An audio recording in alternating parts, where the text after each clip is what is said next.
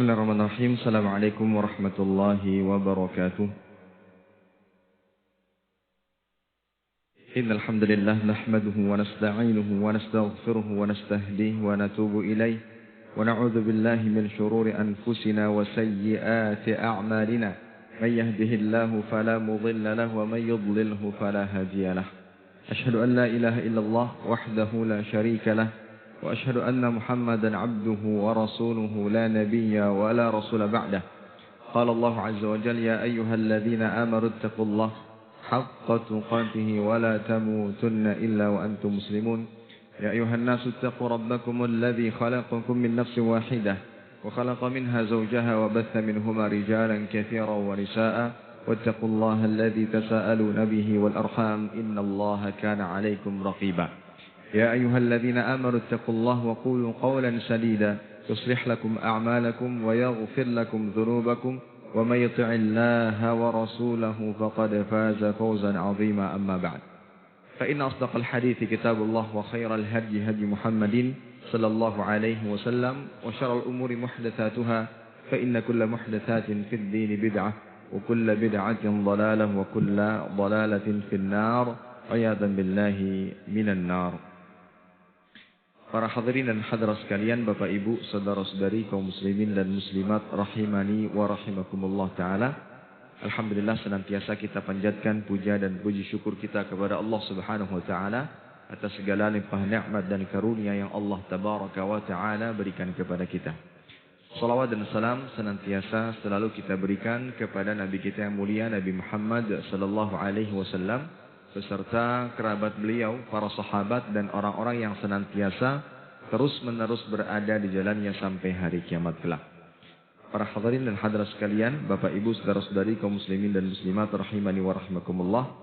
Kembali bersama-sama kita membaca kitab Arba'in An-Nawawi yang ditulis oleh Imam An-Nawawi rahimahullah taala. Dan pada kesempatan kali ini kita akan membaca serta mempelajari hadis yang ketujuh di dalam kitab ini, yang berjudul Ad-Dinu Nasihah. Ad-Dinun Nasihah. Agama adalah nasihat. Kita baca hadisnya. An Abi Ruqayyah Tamim ibn Aus Ad-Dari radhiyallahu anhu anna Nabi sallallahu alaihi wasallam qala Ad-Dinun Nasihah. Qulna liman? Qala lillah wa li kitabihi wa li rasulihi wa li a'immatil muslimin wa 'ammatihim rawahu Muslim. Dari Abu Ruqayyah Tamim bin Aus Ad-Dari radhiyallahu anhu, ia berkata bahwa Nabi sallallahu alaihi wasallam bersabda, agama adalah nasihat. Kami bertanya, untuk siapa wahai Rasul sallallahu alaihi wasallam? Maka beliau menjawab, bagi Allah, bagi kitabnya, bagi rasulnya, bagi pemimpin-pemimpin kaum muslimin serta bagi umat Islam. Hadis dikeluarkan oleh Imam Muslim. Para hadirin hadirat sekalian, Bapak Ibu, saudara-saudari kaum muslimin dan muslimat rahimani wa rahimakumullah. Berbicara tentang kedudukan hadis ini, Imam An-Nawawi rahimahullah mengatakan, hadza haditsun 'azimu sya'ni wa 'alaihi madarul Islam. Hadis ini adalah hadis yang sangat agung. Bahkan Islam, semua perkara-perkara yang ada di dalam agama Islam kembali kepada apa yang terkandung di dalam hadis ini. Diterangkan pula oleh Imam Al-Qufi rahimahullah ta'ala. Wa'lam anna hadzal hadith wa in awjaza fil ibarah laqad a'rada fil fa'idah. Wa hadhil ahadith al-arba'un wa sa'iru sunan dakhilatun tahtahu bal tahta kalimatin minhu wa hiya li kitabihi. Beliau mengatakan, ketahuilah bahwa hadis ini meskipun secara ibarah itu sangat singkat, namun memiliki faidah yang begitu banyak. Hadisnya sangat pendek, akan tapi memiliki faidah yang begitu luas. Dan ke-40 hadis yang terdapat dalam kitab ini, kata beliau, begitu pula hadis-hadis yang terdapat di dalam sunan-sunan, Sunan Abi Daud, Ibnu Majah, dimulai dari Sahih Bukhari dan seterusnya, dakhilatun tahtahu, semuanya mencakup atau semuanya masuk di dalam hadis ini. Bal tahta kalimatin minhu, bahkan masuk ke dalam satu kata yang terdapat di dalam hadis ini. Apa kata tersebut? Wali kitabihi. Yaitu untuk atau bagi kitab Allah Subhanahu wa taala Al-Qur'anul Karim.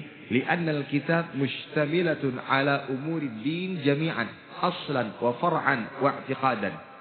Karena di dalam kitab atau Alkitab atau Al-Qur'anul Karim mencakup semua perkara-perkara agama tanpa terkecuali, baik perkara usul, cabang, keyakinan, muamalah dan yang semisal dengannya.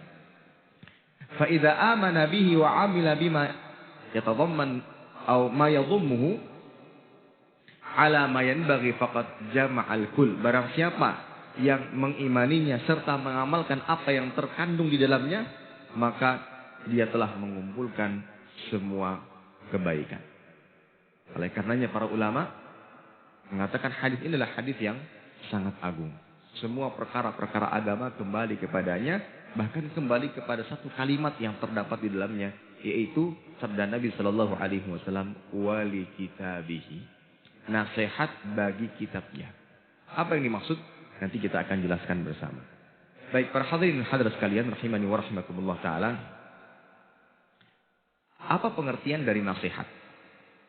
Imam Al-Khattabi rahimahullah mengatakan, an-nasihah kalimatun yu'abbaru biha an jumlatin hiya iradatul khair lil mansuhilah.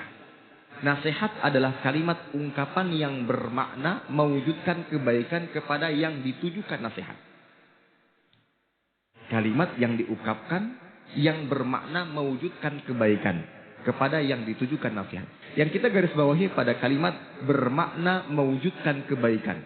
Karena ada sebagian orang yang mengira serta merasa dia sedang memberikan nasihat kepada yang lainnya. Namun ternyata di balik itu semua ada niat terselubung, yaitu ingin memburuk-burukkannya, menjelek-jelekkannya di hadapan orang lain.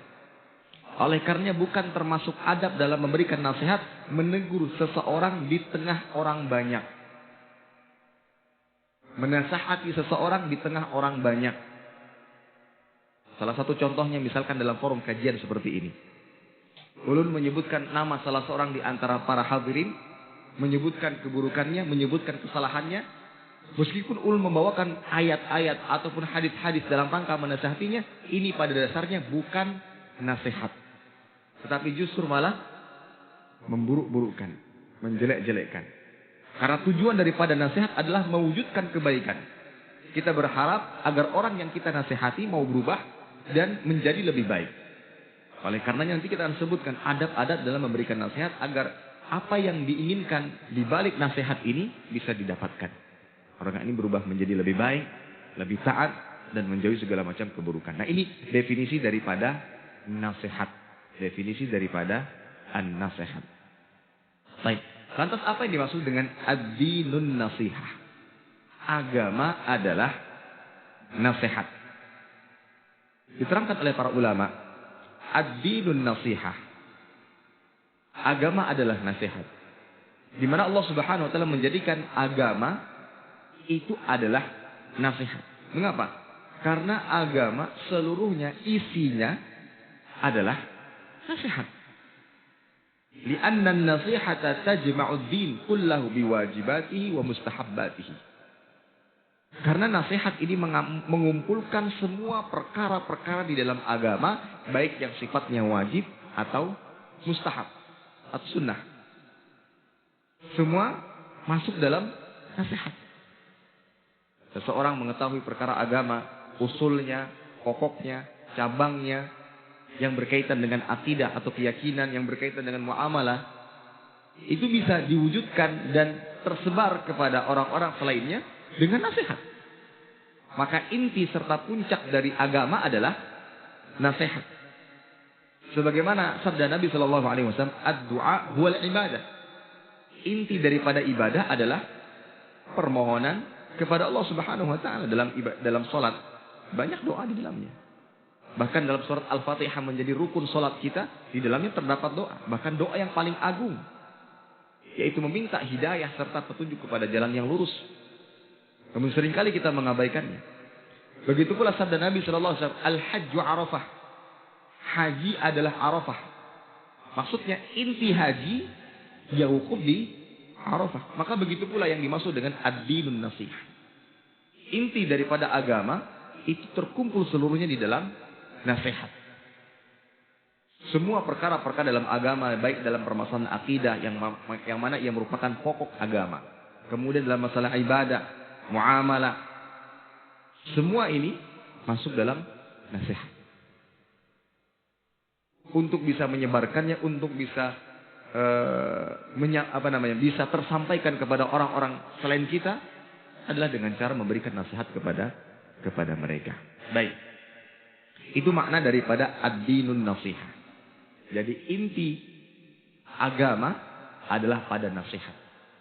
Kemudian para sahabat bertanya, liman ya Rasulullah? Nasihat ini untuk siapa? Wahai Rasul sallallahu alaihi wasallam. Yang dimaksud dengan kata lam pada hadis ini, lamul istihqaq. Siapa yang berhak mendapatkan nasihat? Atau makna lain, siapa yang berhak atas nasihat tersebut? Jadi, liman ya Rasulullah, maknanya siapa yang berhak atas nasihat tersebut. Kemudian Nabi Shallallahu Alaihi Wasallam menjawab, qala lillah. Yang pertama, nasihat ini bagi Allah. Yang kedua, nasihat ini bagi kitabullah, bagi Rasulnya Shallallahu Alaihi Wasallam, dan juga bagi a'immatil muslimin, imam-imamnya kaum muslimin, wa ammatihim, dan seluruh kaum muslimin. Apa yang dimaksud dari apa yang dikatakan oleh Nabi Sallallahu Alaihi Wasallam? Nasihat bagi Allah, nasihat bagi kitabnya. Apakah yang dimaksud seseorang menasihati Allah? Tentunya adalah makna yang batil. Makna atau penjelasan dari nasihat bagi Allah Subhanahu Wa Taala adalah di mana kita mengajak diri kita dan orang selain kita untuk memenuhi hak-hak Allah Subhanahu Wa Taala seperti ikhlas dalam setiap ibadah, mentauhidkan Allah Subhanahu Wa Taala, bersaksi bahwa Allah itu esa dalam rububiyahnya, uluhiyahnya, juga dalam nama-nama serta sifat-sifatnya. Itulah yang dimaksud dengan nasihat bagi Allah Subhanahu Wa Taala. Jangan disamakan dengan nasihat bagi sesama kita, yaitu memberikan nasihat, memberikan bimbingan, memberikan arahan. Bukan itu yang dimaksud dengan nasihat bagi Allah. Yang dimaksud nasihat bagi Allah Ta'ala adalah kita mengajak diri kita dan orang lain selain kita untuk memenuhi hak-hak Allah Subhanahu Wa Ta'ala. Yang mana hak-hak Allah Ta'ala itu terbagi menjadi dua. Yang pertama, hak-hak Allah Ta'ala yang wajib, yaitu beriman kepada rububiyahnya, uluhiyahnya, serta nama-nama dan sifat-sifatnya. Apa yang dimaksud dengan rububiyah? Kita beriman bahwa Allah Ta'ala esa pada perbuatan-perbuatan khusus bagi Allah Subhanahu Wa Taala, maha menciptakan, menghidupkan, mematikan, mengatur alam semesta dan semisalnya. Ini rububiyah Allah Subhanahu Wa Taala. Dan termasuk di antara hak Allah Taala yang wajib, kita wajib beriman pada uluhiyahnya. Dalam arti Allah Taala satu-satunya Rabb yang berhak disembah. Sesembahan menyembah kepada selain Allah batil. Kemudian juga termasuk di antara hak Allah Ta'ala yang wajib dipenuhi adalah kita beriman terhadap nama-nama Allah Ta'ala yang husna dan sifat-sifatnya yang ulia. Dalam bentuk kita mengimani, wajib mengimani semua nama-nama dan sifat-sifat Allah Ta'ala yang Allah Ta'ala serta Rasulnya Sallallahu Alaihi Wasallam tetapkan. Begitu pula kita wajib menafikan semua nama-nama Allah Ta'ala, semua nama-nama dan sifat-sifatnya, atau semua nama-nama dan sifat-sifat yang Allah Ta'ala nafikan dari dirinya. Kita wajib mengimani dan menetapkan nama-nama dan sifat-sifat Allah yang Allah Ta'ala dan Rasulnya Sallallahu Alaihi Wasallam tetapkan. Dan wajib kita nafikan semua nama-nama dan sifat-sifat yang Allah Ta'ala dan Rasulnya Sallallahu Alaihi Wasallam nafikan. Ini juga salah satu hak Allah Ta'ala yang wajib. Kemudian yang berikutnya, melaksanakan kewajiban-kewajiban yang diperintahkan, serta menjauhi larangan-larangan yang diharamkan. Ini termasuk di antara hak-hak Allah Ta'ala yang wajib. Semua perkara-perkara yang diwajibkan atas kita, maka menjadi kewajiban kita untuk memenuhinya. Karena itu adalah hak Allah. Karena itu adalah hak Allah Subhanahu wa Ta'ala. Kemudian yang kedua, menunaikan hak Allah Ta'ala yang mustahab. Ini salah satu bentuk konsekuensi dari nasihat bagi Allah. Maksudnya menunaikan hak-hak Allah Ta'ala yang sunnah. Ya, yaitu mengerjakan amalan-amalan yang sunnah, yang tidak sampai kepada derajat yang wajib. mengutamakan hal-hal yang dicintai oleh Allah atas hal-hal yang dicintai oleh kita. Misalkan ada perkara-perkara yang mustahab, perkara-perkara yang disukai Allah Subhanahu wa taala. Meskipun tidak sampai kepada derajat wajib, dalam artian ketika seorang hamba meninggalkannya tidak jatuh dosa atasnya, maka dia lebih mengedepankan menjalankannya sebagai bentuk cintanya kepada Allah Subhanahu wa taala. Karena kebanyakan kita ini salah dalam memahami dan mengartikan sunnah. Sunnah itu kalau ditinggalkan tidak apa-apa. Karena definisi inilah yang melekat dalam diri kita. Akhirnya yang kita ingat adalah kalau ditinggalkan. Kata ditinggalkan yang senantiasa kita ingat. Sehingga tidak pernah kita laksanakan. Maka definisi yang tepat yang semestinya harus kita tanamkan kepada diri kita serta keluarga kita adalah sunnah adalah amalan yang jika ditinggalkan merugikan. Bukan tidak apa-apa. Ya memang tidak ada apa-apa. Tapi rugi. Rugi.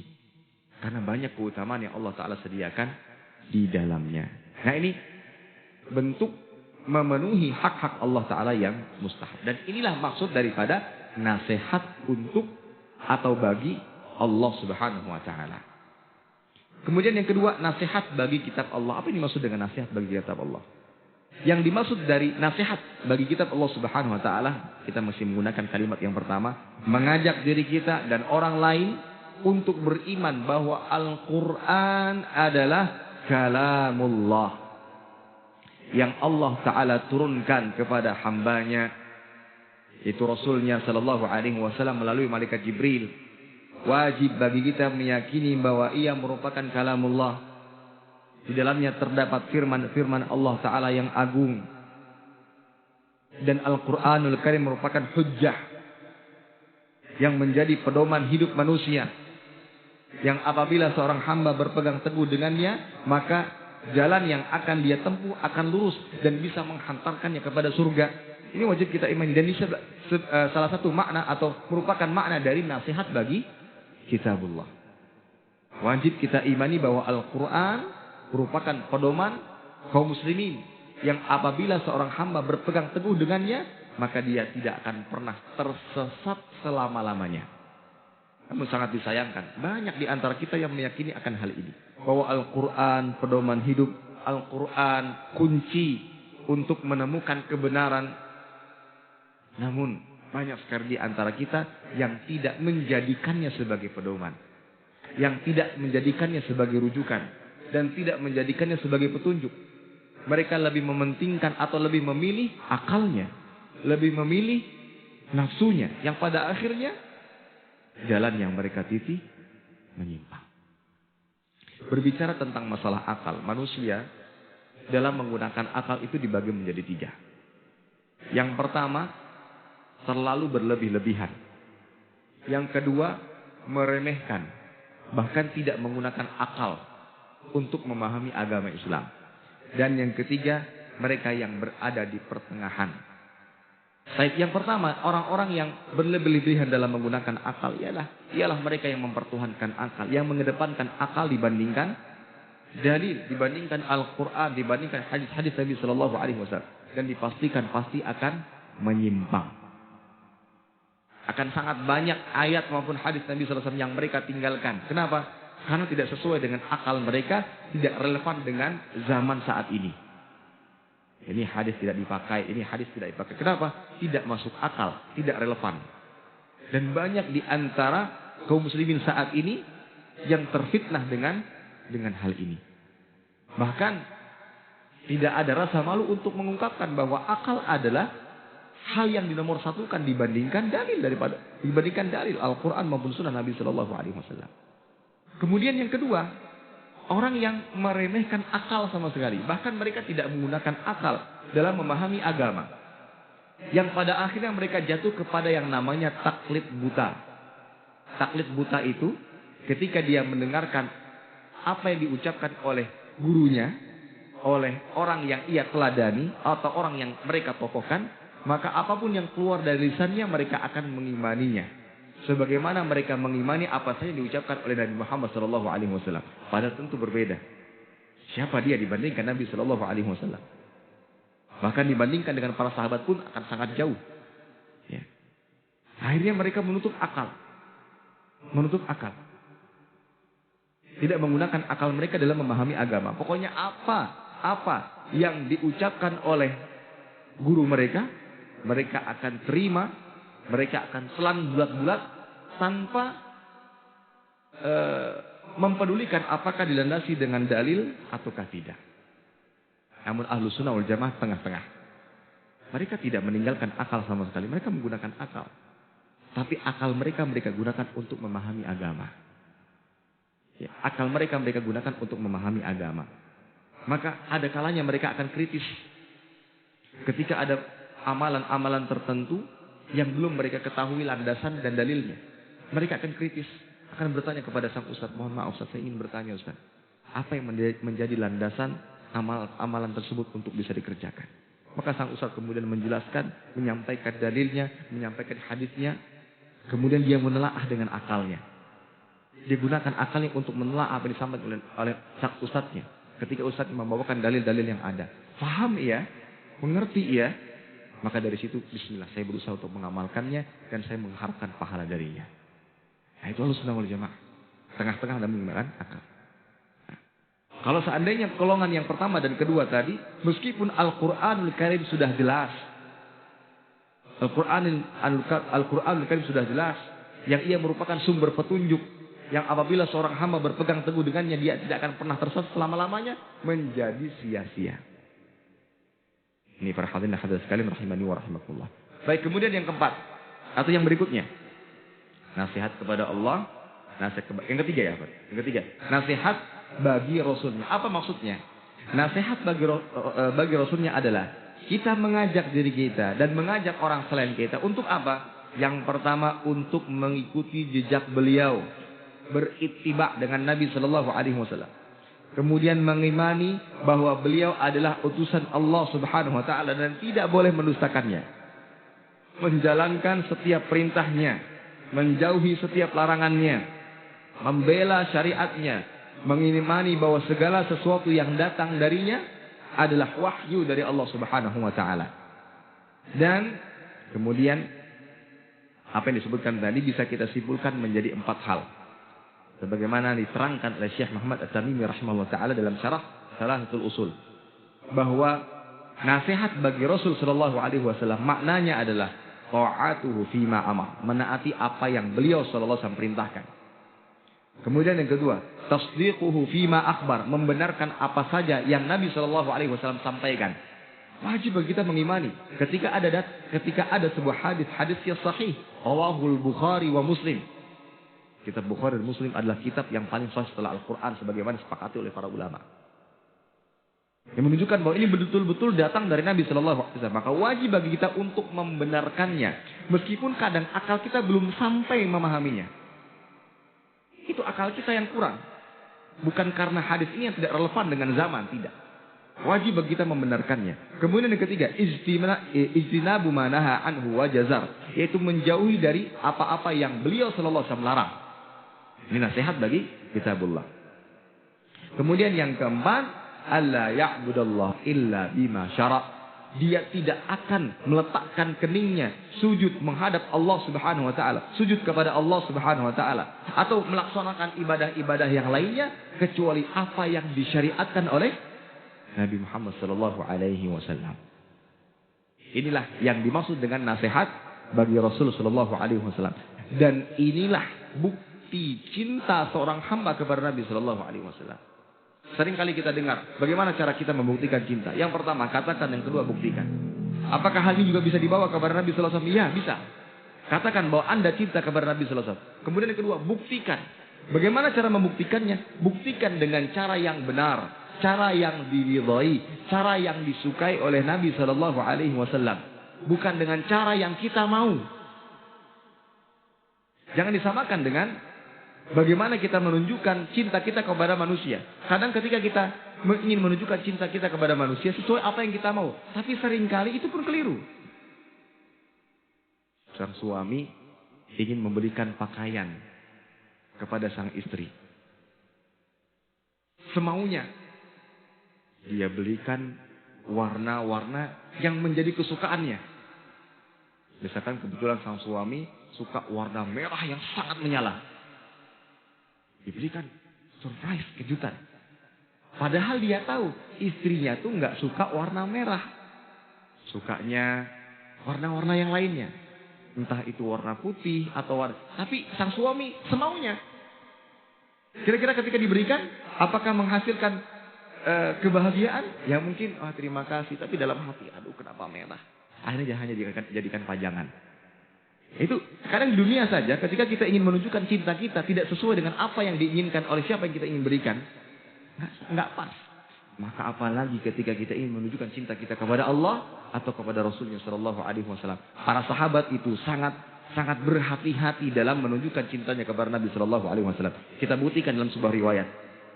Anas bin Malik mengatakan, "Makana syakhsun ahabba ilaihim ru'yatan minan Nabi Shallallahu Alaihi Wasallam."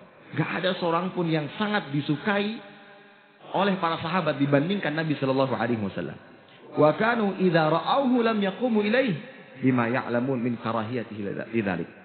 Tapi ketika Nabi Shallallahu Alaihi Wasallam datang, kemudian mereka melihatnya.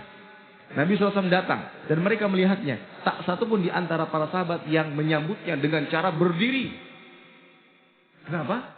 Karena para sahabat tahu bahwa Nabi tidak suka diperlakukan demikian. Akhirnya mereka menahan diri. Padahal memang secara tabiat kan kita mau menyambutnya dengan yang lebih gitu. Contoh yang lain. Ada salah seorang berbincang-bincang dengan Nabi Shallallahu Alaihi Wasallam dalam beberapa perkara. Kemudian orang ini mengatakan, Masya Allah wa syi'ta. Atas kehendak Allah dan kehendakmu. Atas kehendak Allah dan kehendakmu. Tentunya sahabat ini mengucapkan hal demikian, ya ingin menghormati. Namun apa kata Nabi Shallallahu Alaihi Wasallam? Aja'altani lillahi addan, qul masya Allah wahdah. Apakah engkau ingin menjadikanku sebagai sekutu bagi Allah Ta'ala? Jangan demikian.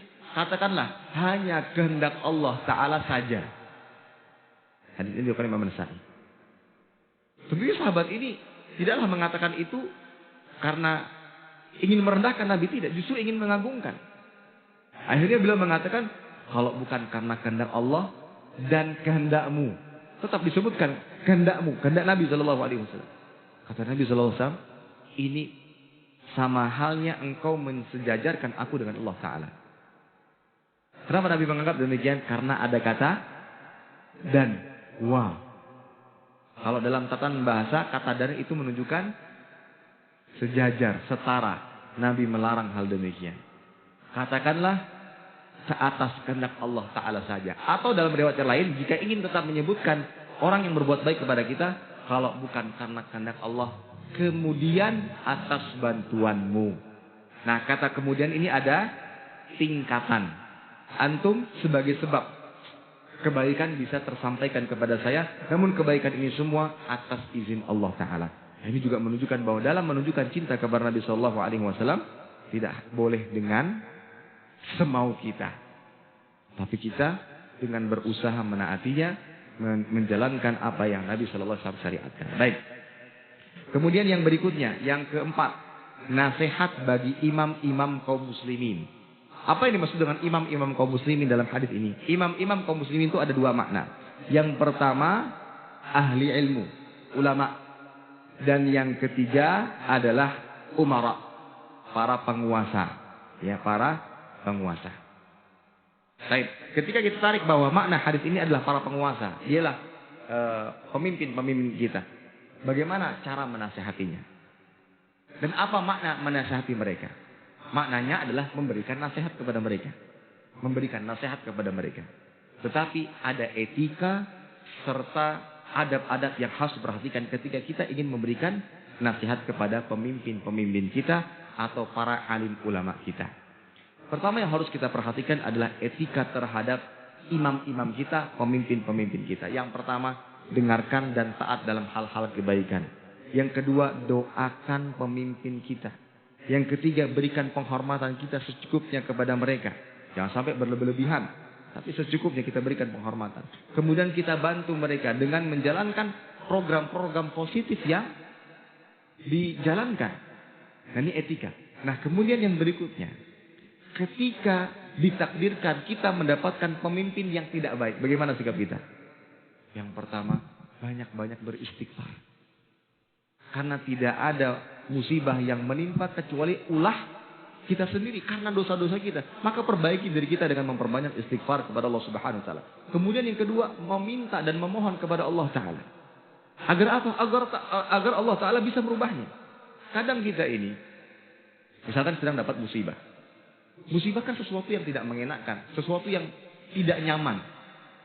Bukannya dia memperbaiki diri, mengevaluasi diri, justru ketidaknyamanan atas musibah tersebut ia tambah dengan perbuatan-perbuatan dosa. Kan aneh. Entah dengan kalimat-kalimat yang tidak pantas ia ucapkan, suka menuduh orang-orang dengan musibah yang saat ini datang, atau waliyadzubillah dia mengucapkan kalimat-kalimat yang tidak baik kepada Allah Ta'ala. Entah Allah tidak adil, kenapa Allah memberikan ini, kenapa harus saya. Ini kan tidak pantas. Sudah mendapatkan musibah, ditambah dengan dosa. Dan itu semua, apa yang dia ucapkan tadi, menunjukkan kekesalannya dan emosinya, apakah bisa mengembalikan keadaan? Sama sekali tidak bisa mengembalikan keadaan. Maka bagaimana sikap yang benar? Selain kita memperbaiki diri, yang kedua berdoa kepada Allah. Sabar, perbaiki diri, berdoa. Apakah Allah Ta'ala maha mampu untuk merubah yang buruk menjadi yang baik? Sangat mampu. Ketika Allah Ta'ala mengabulkan akan terwujud seketika tanpa harus menunggu waktu lama. Nah begitu pula misalkan kita diuji dengan pemimpin yang tidak baik. Ketika kita minta kepada Allah, apakah Allah mampu merubahnya? Allah Ta'ala sangat mampu. Beda halnya ketika kita melakukan hal-hal yang tidak baik. Apakah itu bisa menyebabkan dia berubah? Misalkan kita ini bukan siapa-siapa. Kemudian kita berkoar-koar mengatakan hal-hal yang tidak baik entah dengan sesama kita atau melalui media-media sosial. Apakah pesan-pesan positif tadi tersampaikan ke beliau? Apakah itu bisa merubah beliau? Tapi kalau kita minta kepada Allah, Tuhannya beliau, yang bisa membolak-balikkan hati manusia, yang bisa merubah manusia seketika, yang dari yang buruk menjadi baik, apakah bisa berubah? Sangat bisa berubah. Maka kita berdoa, sama-sama berdoa. Siapa tahu di antara kita ada orang-orang yang ketika meminta Allah Ta'ala langsung kabulkan. Kan sangat mudah merubah. Nah ini etika kita terhadap pemimpin. Ketika kita mendapati ada yang tidak mengenakan, tidak baik, maka kita bersabar dan doakan, ya Allah ubahlah ia menjadi pemimpin-pemimpin yang baik. Makanya dalam khutbah-khutbah Jumat seringkali kita dengar khatib mengatakan, Allahumma aslih wulata umurina. Ya Allah perbaikilah urusan pemimpin-pemimpin kami. Lima tuhib wa tarda. Dalam perkara-perkara yang engkau ridhai dan engkau cintai. Ya. Ini perhatian hadirat sekalian rahimani wa rahimakumullah. Nah, salah satu adab yang seringkali entah terlupakan atau mungkin tidak diketahui oleh kebanyakan kita dalam memberikan nasihat kepada pemimpin adalah sembunyi-sembunyi dan tidak terang-terangan. Nabi mengatakan man arada an yansaha lil sultan fala yubdihi alaniyah. Walakin ya'khudh biyadihi falyakhlu bihi fa in qubila minhu fadhak wa in qad adda alladhi alaihi. Barang siapa ingin menasihati penguasa, hendaklah tidak menampakkannya terang-terang, tetapi ia pegang tangannya, kemudian empat mata dengannya, kemudian menyampaikan nasihat. Ketika diterima alhamdulillah, diharapkan, jika tidak maka engkau telah melaksanakan kewajibanmu dalam memberikan nasihat. Ustaz, boleh enggak saya terang-terangan menyampaikan kerusakan-kerusakan tadi? Boleh, dengan catatan tidak menyebutkan identitas, tapi diumumkan. Tidak menyebutkan identitas apa yang sedang terjadi, tapi sifatnya umum. Contoh, pemimpin yang adil adalah pemimpin yang A, B, C, D. Pemimpin yang buruk adalah A, B, C, D. Apa akibat menjadi seorang pemimpin yang buruk? Nah, seperti itu. Tanpa kita menyandarkan ke siapapun juga, tanpa kita kaitkan dengan keadaan apapun juga. Tapi sifatnya adalah memberikan nasihat kepada seluruhnya. Karena pemimpin itu umum. Bisa kepala keluarga pemimpin, kepala kantor pemimpin, ya, bos dalam sebuah toko juga pemimpin, dan semisalnya. Nah ini para hadirin hadirat sekalian rahimani wa rahimakumullah ta'ala. Kemudian juga termasuk adab, jangan menggunakan kata-kata yang kasar. Nabi seorang nabi, itu Nabi Musa alaihissalam, ketika Allah Ta'ala perintahkan berdakwah kepada Fir'aun, apa yang Allah Ta'ala perintahkan? Faqula lahu qawlan layyina la'allahu yatadzakkar aw yakhsha. Maka bicaralah kamu berdua kepadanya dengan kata yang lemah lembut, mudah-mudahan ia ingat dan takut. Kalau kita sampaikan dengan baik-baik, maka insya Allah lebih mudah didengarkan daripada kita berbicara yang kasar. Ini juga termasuk metode dalam dakwah. Jangan dengan nada-nada yang kasar. Begitu pula kepada anak-anak kita. Akan mudah lebih didengarkan ketika kita sampaikan dengan cara yang baik. Meskipun harus bersabar. Kadang tidak bisa sekali dua kali. Namun perlu berkali-kali untuk bisa mengetuk hatinya. Baik. Kemudian yang terakhir. Nasihat bagi seluruh kaum muslimin. Nasihat bagi seluruh kaum muslimin. Maka tentunya sebagaimana yang kita sampaikan tadi, yaitu memberikan nasihat dengan cara yang baik. Dengan tujuan untuk mewujudkan kebaikan kepada beliau. Di antara adab-adabnya yang pertama adalah mengharapkan ridha Allah Ta'ala, ikhlas. Dan bukan untuk mencari pujian sanjungan. Kemudian bukan dalam rangka mempermalukan. Dan ini termasuk di antara nasihat yang keliru adalah nasihat di tengah orang banyak. Panggil orangnya, ajak traktir makan traktir satu piring atau satu mangkok bakso atau misalnya, baru nasihati sambil dia mencicipi bakso satu demi satu. Wah, enak sekali. Akhirnya semua yang kita sampaikan inggi. Akan insya Allah menjadi orang yang baik. Maka di sana ada pahala kebaikan yang bisa kita dapatkan. Menasihatinya dengan lemah lembut, tidak memaksakan kehendak, sampaikan dengan baik dan jangan memaksakan kehendak. Ya. Kemudian cari waktu yang tepat.